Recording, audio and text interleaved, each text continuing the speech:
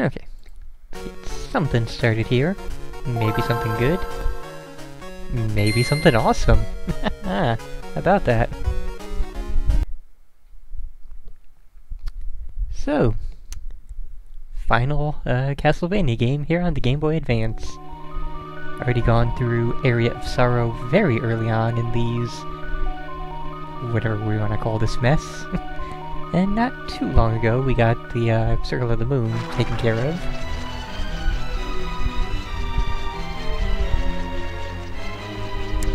So, you know, let's go ahead and get through Harmony of Dissonance.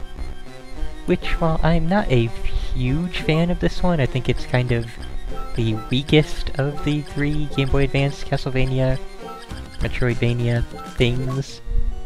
It's also still a pretty good game, because, you know, a bad GBA Castlevania is still a very good game.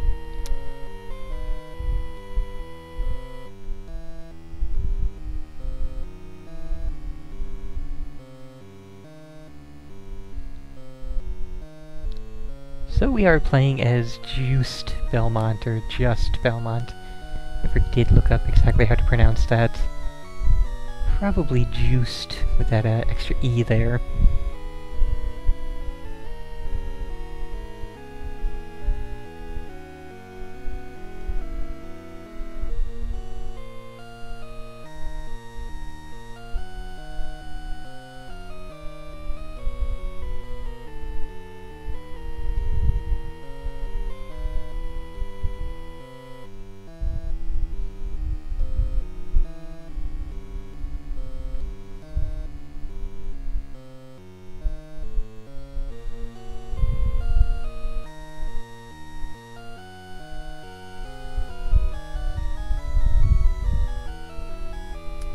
So let's get into Harmony of Dissonance. Apparently it's waiting for me to hit the button.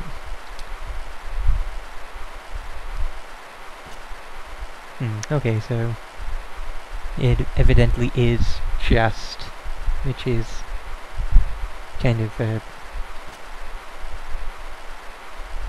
boring way to go with that there.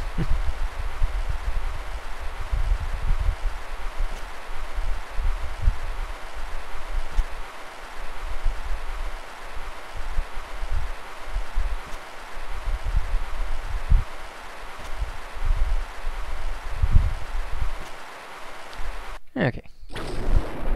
Okay, that was nice timing there. I have no idea. Okay, now. Is it? Okay, yeah, that was just incredibly good timing there. Nifty.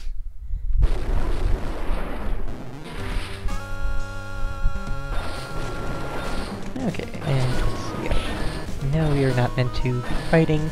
We are meant to be running for the time being. Much like the other two Castlevania games, I played through this right when it came out, but unlike the others, which I rather enjoyed, this one I did not ever play through again. Oh. Okay, so no, it apparently is juiced. He's a juiced up Belmont here.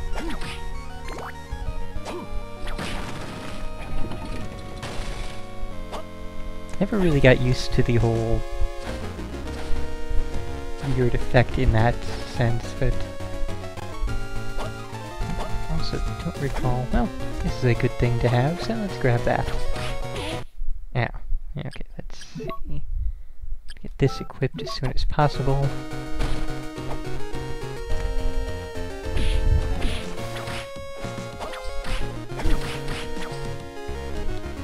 Okay, so I guess we'll just probably get to about the first boss here in this initial on-stream playthrough, and then go ahead and take care of the rest off-stream, as per usual.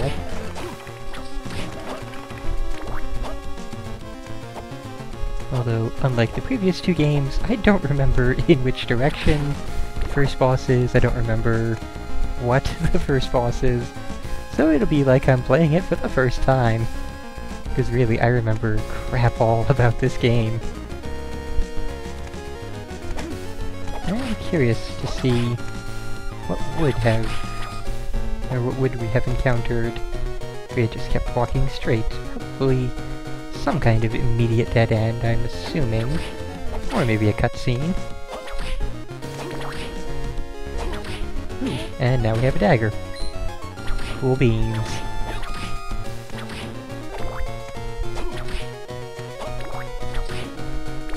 Yeah, in both this and Symphony of the Night, never really liked the whole after-image effect going on there. Okay, that is what indeed what I thought, just an immediate dead end, which we can open up later on in the game, but cannot do anything about for the moment. Also, if I remember my Metroidvania-style Castlevanias, we want to be around level 5 for the first boss. Hey! Remember this being a good weapon. Also nice. And that'll be a thing we can open up once we get the correct ability.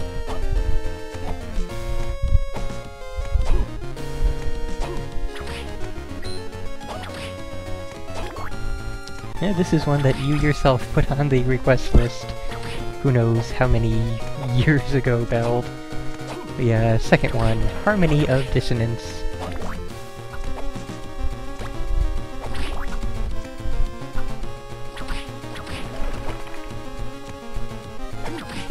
No, don't want the hand. Correction, do want the hand. Screw the book. Okay, and that is one of our relics, which I believe shows enemy names. Well, shows how much damage an enemy has received, so we're not quite at enemy names just yet. But still, showing the damage taken by the enemies is a very handy thing in and of itself. Since again, this is the kind of game where you're going to want to alter your attacks and such. Some enemies will be weaker to certain kinds of attacks than others, so knowing how much damage you are dealing to them is kind of essential. And I was very correct to turn around and explore the other avenues. There was some tiny kernel of a memory which sparked, which said, this is actually the correct way to go. Go back and take care of everything else first.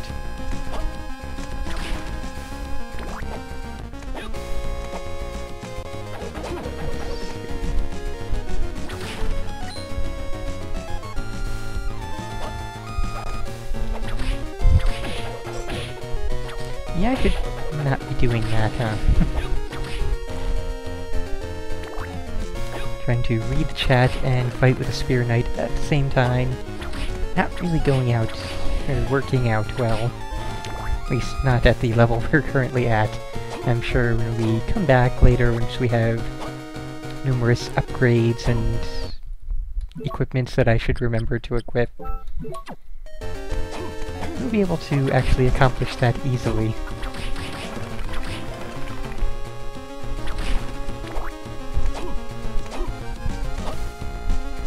And I think part of it for me, or a lot of it for me, is that with Circle of the Moon you have the DSS cards, which give you access to a very wide variety of different means of attack, different spells, different abilities, and in Area of Sorrow you have the Soul system, which does the exact same thing, and I don't really remember anything similar in this.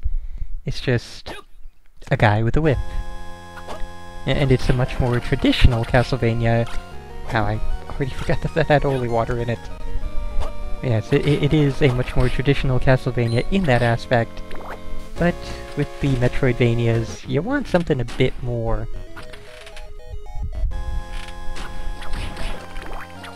Evidently there are spell books, but don't know if it quite matches up to those two systems.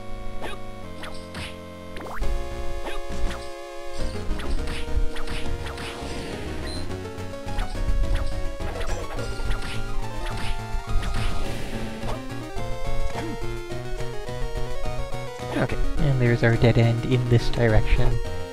Figured we would find one of those pretty quickly. Oh hey, and something went flying off. Apparently that was nothing.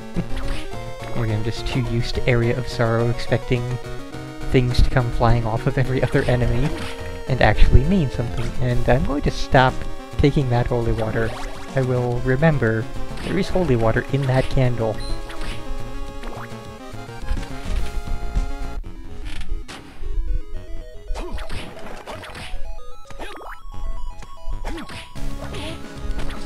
Oh, okay, that's just me taking damage. Never mind.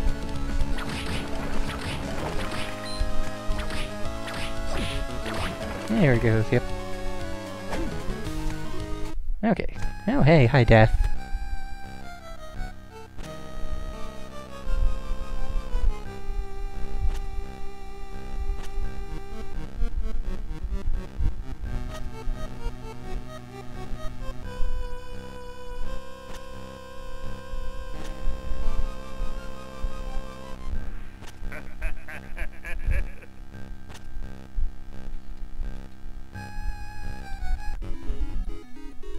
I see a spiffy thing. Castle map 1. Alright, so now we have that going for us. Pretty nifty stuff here. I see a dead end up in that upper left corner. Probably won't be the boss, but it should be some kind of nifty thing we can grab.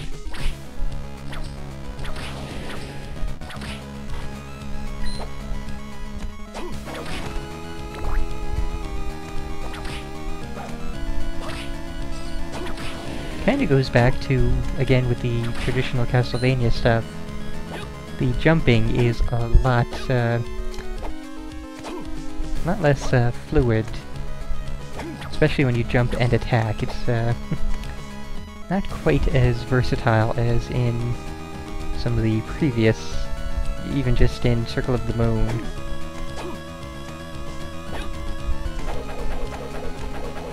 Oh, okay. Couldn't tell at first if we had the thing or not, but we do, so we can indeed get up this way.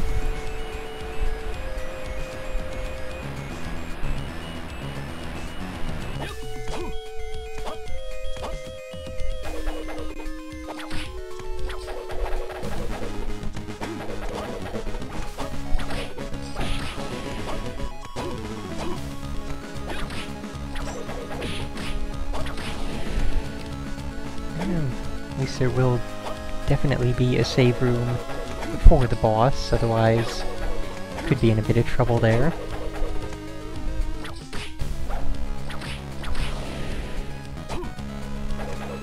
Of course we have save states on our side, so not actually in any trouble, but still.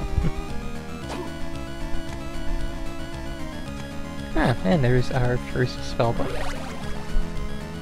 And I'm told that the Ice Book plus the Fist does allow for craziness and sequence breaking. But I'm actually going to not bother with any sequence breaking for this playthrough, just for the, well, obvious fact that having played through this once, I have no idea how I would go about any sequence breaking. And just for the sake of a full playthrough, I will go through the normal way. Hello here, what do we got? Sure. It's a nice upgrade.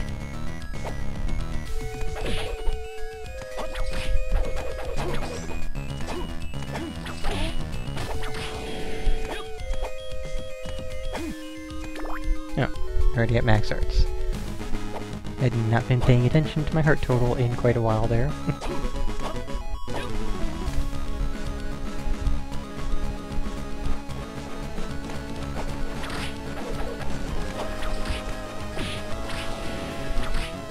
Also, I am way too used to the other platformers I've been playing recently. While falling earlier there, I was trying to do a double jump after falling. That will be a thing we can do much later on in the game, but definitely not at this point in time.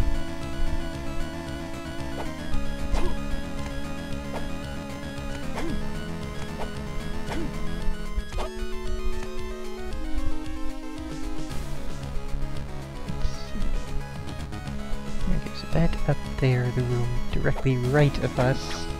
will probably be a save room. Based on how the map looks at the moment.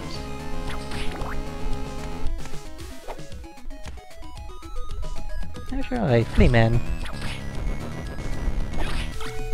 Can't even confirm that they are flea men, given that, you know, don't yet have the relic that will tell us exactly what they are.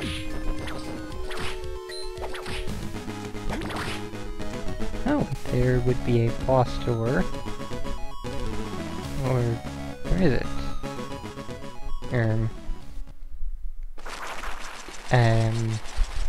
Okay. Could not tell if it was actually supposed to look like that or not for a little while there. Evidently it is supposed to look like that, so let's go ahead and do this. Double check. Oh, we're level 3. Bother. Okay, we'll put a jump cut in here and, you know, stream folks will have to watch me level up to level 5. Fun times ahead for them. YouTubers get a nice quick jump to facing the boss. Okay, here we are. Time to face the boss proper at level 5.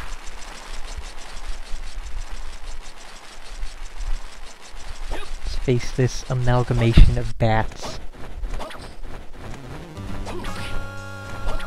Surprised they... well, maybe they did, maybe there's one I'm not aware of, but surprised they didn't really name any of these Bat Legion. So they have had this, bat made up of many bats boss in a lot of different Castlevania games.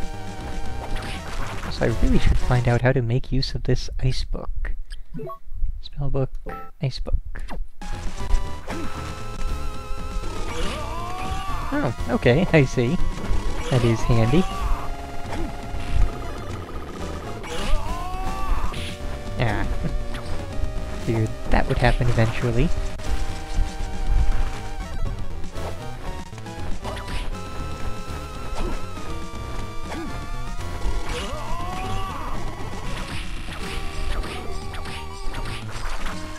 Yeah, that works out a little bit better for that, I think.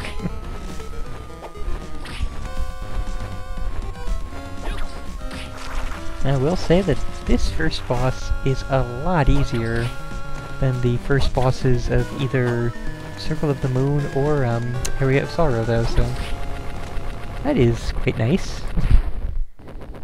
I mean, too easy is obviously not a good thing, but I think it's easy enough to be enjoyable and, you know, not really beyond that point, so let's see.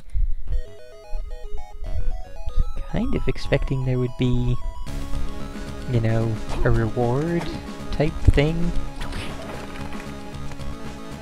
Not really seeing one, though. It definitely goes off to other places. Come on. Right. Jump and then move. There we go.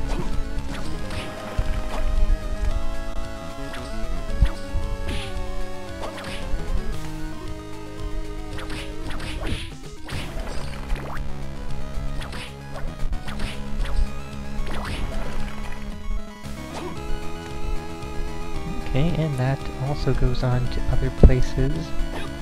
Let me just check way up here, since A, this hasn't been a particularly long first segment, and B, there's usually, you know, a nice reward thing after beating the first boss. A relic, or an upgrade that allows you to go to new places. Like, I'm not expecting double jump yet. Of course, that'll be like 5 or 6 or maybe 4 bosses in. But something would be nice. And whatever that something is, we cannot reach it at this point. So this was a pointless trip. Let's head on back down. Guess I missed a flea man, apparently.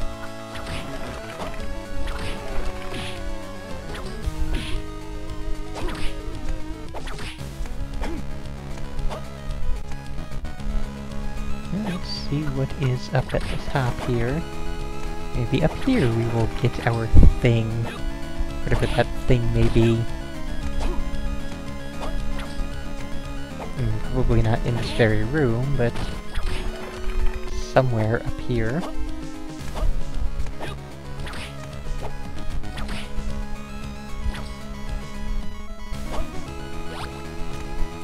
Well, that sure is a thing. What's that do? Wow, there are actually a lot of relics here. What else is there? Items? No. The heck could it be? What did I just... Oh, there it is. Yeah, stop that. Okay, we now have Fire Whip. Possibly. No, yeah, I guess we do. It's just not actually given a separate whip animation.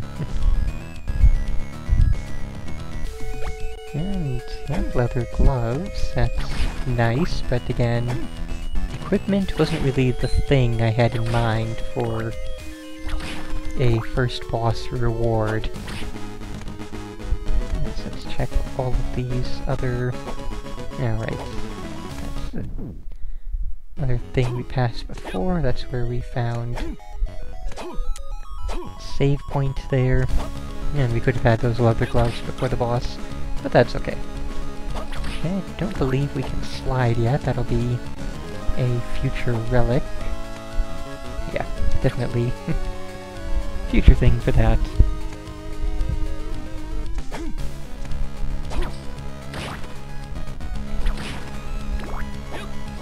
And while we're here, why not? Let's go ahead and save and get our health back.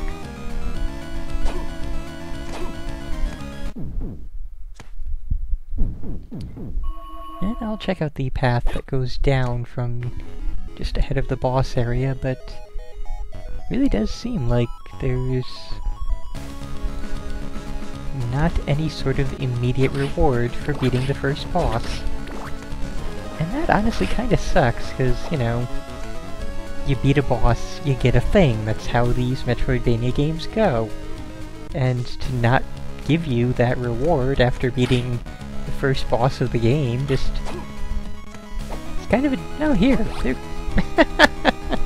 I walked away from it immediately, and the fairy journal is the thing that makes it so that enemy names appear. Okay, so there is our first boss reward. All that hullabaloo, I was going off every which way except the way that was right there, and I was like 10 feet away from it and turned around.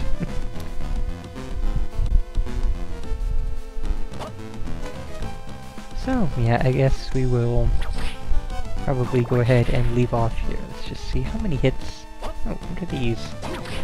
Ah, ghosts. Okay, nice and easy. Okay, so probably about 4 hits, maybe 3, to take care of those. So yes, we'll be returning to this at some point later. And, you know, we'll be doing a full playthrough and everything, so all the secrets, all of the stuff will be found.